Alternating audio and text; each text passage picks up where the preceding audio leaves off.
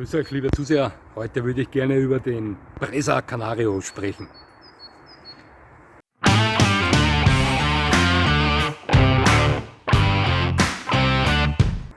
Nochmal herzlichst willkommen, liebe Zuseher. Heute würde ich gerne etwas über den Presa Canario erzählen. Ja, der Presa Canario, einer der schönsten Molosser auf der ganzen Welt, einer der sportlichsten und der stärksten Molosser auf der ganzen Welt, einer der beeindruckendsten Hunde überhaupt. Presa Canario. Andere kennen ihn vielleicht unter dem Begriff Dogo Canario. Ja, da gibt es ein bisschen einen Namensstreit von verschiedenen Fraktionen. Fragen Sie mich nicht, wie genau das Ganze vonstatten geht. Ich weiß nur, da hat es einmal ein Problem gegeben mit dem Ausdruck Presa, was so viel wie packen bedeutet, also der Packer von den Kanaren. Und dieser Begriff sollte aus dem Rassestandard verschwinden und ja, irgendwie so in die Richtung geht's. Es gibt da jetzt Züchter, die verkaufen Hunde unter dem Namen Presa Canario, speziell auf den Kanaren. Da gibt es eine kleine, feine Gemeinschaft, die beharrt auf diesen Namen und die gehen da nicht weg. Und dann gibt es Züchter, die verkaufen diesen Hund unter dem Namen Dogo Canario. Ja. Allerdings gibt es Leute, die sagen, ja, aber der Dogo Canario und der Presa Canario sind nicht ein und derselbe Hund. Ja. Während dessen andere wieder sagen, doch, der Presa Canario und der Dogo Canario sind ein und derselbe Hund. Und wie gesagt, ich glaube, dass hier beide Seiten recht haben, denn die eine Seite, die sagt, der Dogo Canario ist nicht derselbe Hund wie der Presa, die sagen, dass der Dogo Canario eher die Ausstellungslinie ist, und diejenigen, die den Presa verkaufen, sagen, ja, das ist richtig, der Dogo ist ein anderer Hund, der Dogo Canario, die sagen, der Presa ist eher die Arbeitslinie. Ich glaube auch, dass sich das mittlerweile schon so auseinander gelebt hat, also diese beiden Schläge, denn wenn ich im Internet recherchiere unter Dogo Canario und Presa Canario, unterscheiden sich diese Hunde doch optisch etwas in Größe und Gewicht. Der Dogo Canario ist meistens etwas größer und schwerer, der Presa geht da eher in American Staffs rein, der Dogo Canario eher in die Cane Corso Richtung rein. Doch wie gesagt, dieser Streit liegt mir eigentlich etwas im Magen und ich möchte hier jetzt speziell nur über den Presa Canario sprechen. Das ist der Hund, den ich schon seit weiß ich nicht wie vielen Jahren kenne und liebe. Ich stehe sehr auf diesen Hund und ich kannte auch mal zwei. Doch dazu später. Zuerst mal, woher kommt der Presa Canario? Ja? Also zu Zeiten der spanischen Konquistadoren, als die da in Amerika unterwegs waren, die neuen Kolonien schaffen und so weiter, ihre Eroberungszüge dort vollführten, hatten die Kriegshunde mit. Ja? Und diese Kriegshunde waren unter den Eingeborenen, also unter diesen Indianern dort in Amerika, gefürchtet, denn die wüteten unter diesen Leuten. Ja. Und da kann man schreckliche Dinge im Internet rauslesen, also da gibt es den Pecharillo und diese ganzen Kriegshunde der Konquistadoren, die wirklich grausame Dinge dort unten angerichtet haben. Allerdings können sie hier bei diesen Hunden nicht wirklich die Schuld geben, also die haben das gemacht, was ihre Herren von ihnen verlangt haben, und ja, also muss sich jeder selbst darüber Gedanken machen. Aber man kann im Internet darüber recherchieren, googeln Sie Kriegshunde der Konquistadoren, und ja, es sind schon ziemlich grausame Geschichten da dabei. Von diesen Hunden stammt der Presa Canario ab. Ja? Und als die Zeit dieser Konquistadoren dann vorbei war, sind die Nachkommen dieser Kriegshunde hauptsächlich als Treibhunde verwendet worden. Also die hatten ähnliche Aufgaben, wie es der Cattle Dog in Australien hat. Sie wissen schon, diese Hunde, da wurden starke, mutige, muskulöse Draufgängerhunde benötigt, die wild gewordenes Vieh halt mehr oder weniger in Schach halten oder in ihre Ställe zurücktreiben. Und das kann nicht jeder Hund. Hierbei hat sich der Schlag des heutigen Presa Canarios halt durchgesetzt. Das waren sie berühmt. Außerdem waren sie sehr beliebte Großwildjagdhunde, daher auch der Name Presa Packer. Hier hauptsächlich aufs Wildschwein und ganz spezielle Wach- und Schutzhunde. Ja. Auf das komme ich dann auch gleich nachher zurück. Wie gesagt, ich kannte zwei Presas, eine Hündin und einen Rüden. Die Hündin war nicht zu führen. Ja, ist schlecht erzogen, wenn ich das so sagen kann. Und es war absolut kein Genuss, mit diesem Hund unterwegs zu sein. Ja. auch wenn es nicht meiner war. Aber das war, ja, in Österreich, also in Wien, gibt es einen Dialekt, wenn man mit jemandem unterwegs ist, wo man weiß, es wird Schwierigkeiten geben. Ja. Also man sagt, wenn du mit denen unterwegs bist, ist es eine Häfenpartie. Häfen steht in Österreich, also speziell in Wien, für Gefängnis. Ja. Und so ähnlich war das mit diesem Hund. Also das war schon heftig stressig. Ja. Dominant gegenüber fremden Menschen und extrem dominant gegenüber anderen Hunde, egal welchen Geschlechts. Der Rüde war gut erzogen, dennoch hatte er eine extrem ausgeprägte Dominanz gegen andere Hunde und war auch nicht unbedingt der Begrüßer, was fremde Menschen betrifft. Doch, schauen Sie, das musste der Presa oder der Vorfahre des Presa Canarios auch nicht sein. Die hatten die Aufgabe, Fremde, alles was verdächtig war, vom Grundstück fernzuhalten, ja, und zu attackieren, wegzubrüllen, ja, ähnlich wie Herdenschutzhunde. Ja. Das prägt eine Hunderasse. Das bedeutet nicht, wenn ich mir einen Presa nehme, dass ich von Haus aus einen bösen Hund habe, sondern es sitzt in diesem Hund tief drin und ich kann es jederzeit zum Vorschein bringen, wenn ich will, wenn ich so verrückt bin. Ja. Verstehen Sie, was ich meine? Ja. Man kann den Hund genauso erziehen wie jeden anderen auch, doch erfordert solch eine Hunderasse, speziell der Presa Canario, welcher unheimlich stark, kräftig ist, ja schon auch Besitzer, die auch körperlich fit sind, topfit sind. Wach- und Schutzeigenschaften beim Presa Canario legendär und vielleicht mit dem Cane Corso meiner Meinung nach die ausgeprägtesten unter den Molossern. Ja. Es wird knapp bei den Molossern, da eigentlich durchgehend alle Molosser-Rassen sehr gute Wach- und Schutzeigenschaften aufweisen. Ja. Aber dennoch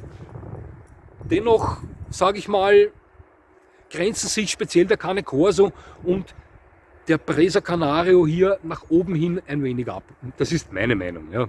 Das sind meine Erfahrungen, das ist meine Meinung.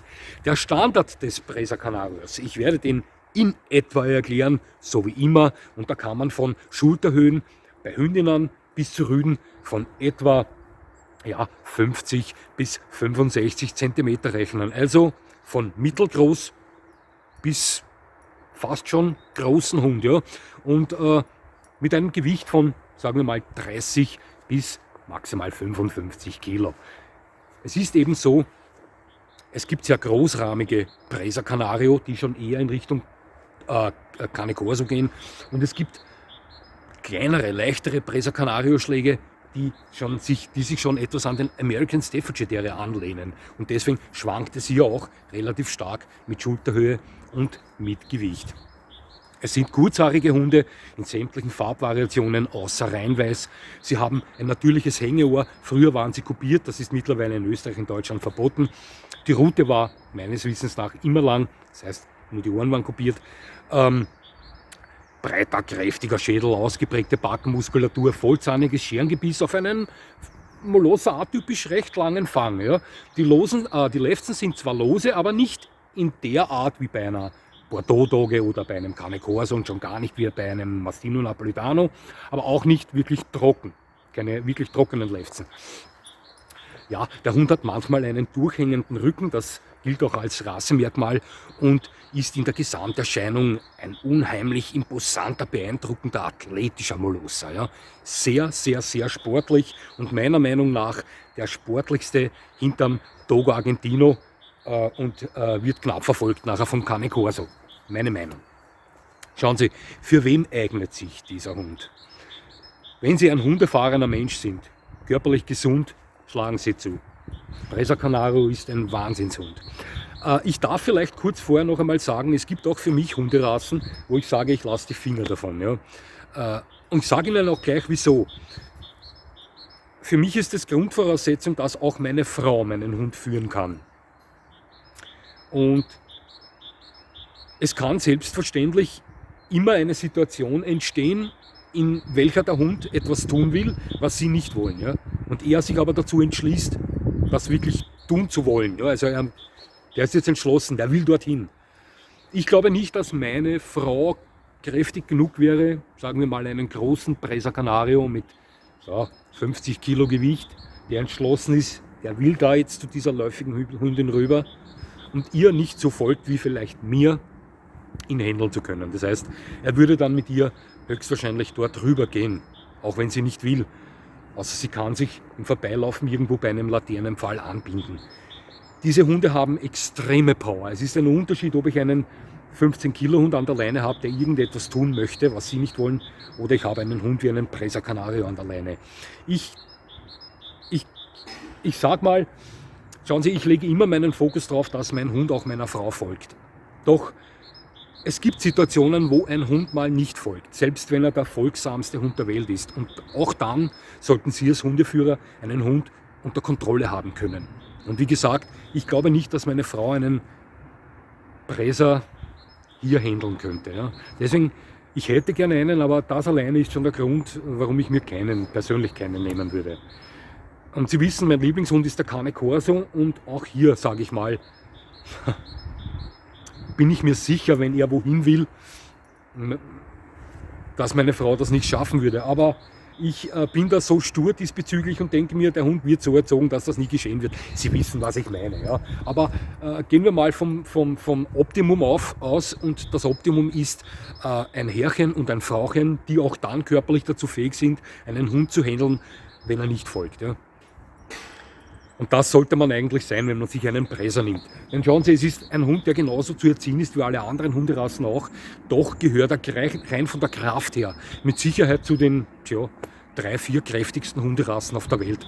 Meiner Meinung nach, auch wenn es Hunde gibt, die weit stärker aussehen als er, täuschen Sie sich nicht. Der Presa ist ein Kraftbündel à la Bonheur. Ja. Die Eigenschaft, dass er doch hier und da gesunde Dominanz zeigen kann, gepaart eben mit dieser Power und der Triebigkeit, recht hohen Triebigkeit für Molosser, ja, erfordern schon dementsprechende Hundehalter. Also für diese Leute ist er geeignet. Nicht geeignet ist er für Menschen, die absolut keine Ahnung haben von Hundeerziehung. Das ist meine Meinung. Für Leute, die körperlich zu schwach sind, dass sie mit diesem Kraftpaket umgehen können. Es ist halt so. Auch wenn sie sagen, ja, aber er wird mir aufs Wort folgen, der Hund wird mir folgen, auf Augenzwinkern.